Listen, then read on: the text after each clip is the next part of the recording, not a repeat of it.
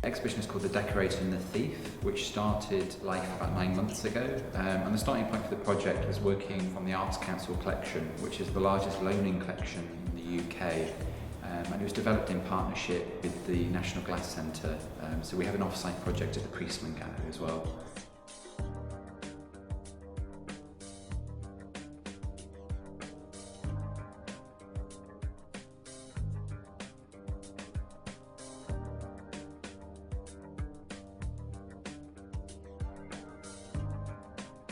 So The Decorator and The Thief, the title came quite early, and I can't quite remember where I got it from, to be honest, but I imagined it as a sort of film with these two characters, the artist and designer, the artist being the thief and the designer being the decorator, sort of hurling abuse at each other, and both those terms being very pejorative, but actually within this exhibition cast as in a kind of radical light.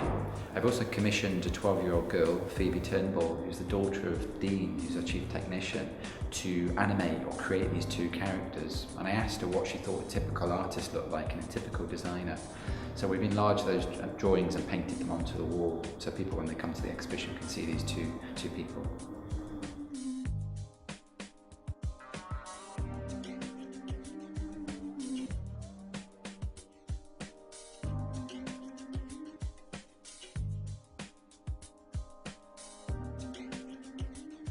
So there's a number of works in the exhibition. I mean, really what I try to do with it is sort of have a really broad range of media. So not to necessarily, or to undermine what people expect from a craft show. So there's film work, performance, writing, painting, alongside pottery and wallpaper. One key piece would be Keith Arnatt's photographs of landfill sites. We have a photograph from that series that he did in the late 80s.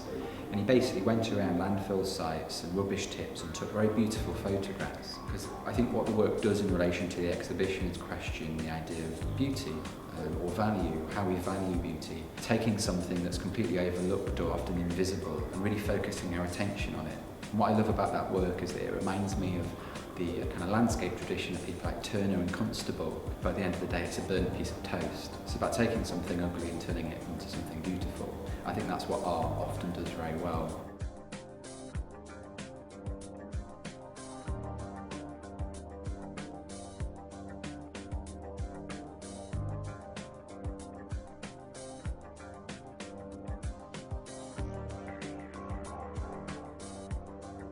Another key installation within the exhibition is the paintings and videos of Yelena Popova. Yelena's primarily a painter who kind of questions art history, so often she'll paint motifs from Russian constructivism and abstraction, but somehow sort of subvert them. So we're presenting one of her paintings in the exhibition alongside two video works called Line and Window.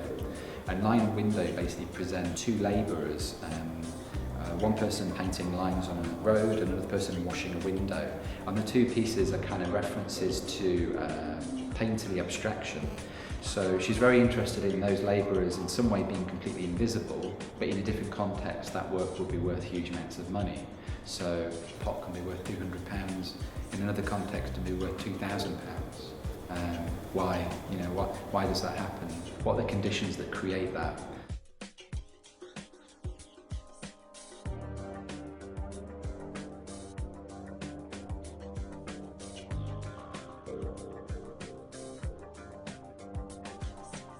So what the exhibition does, I think, which is kind of continues the history of the NGCA over the last 20 years, is to do very strong thematic group exhibitions, trying to give artists a platform that maybe are underrepresented. You know, we relate people like Barry Flanagan and Keith Arnatt, who are very significant artists alongside emerging artists. So there's a really an intergenerational dialogue between their works, and this is something I think the NGCA has done very well over the last 20 years, and we're looking to continue in terms of the legacy here.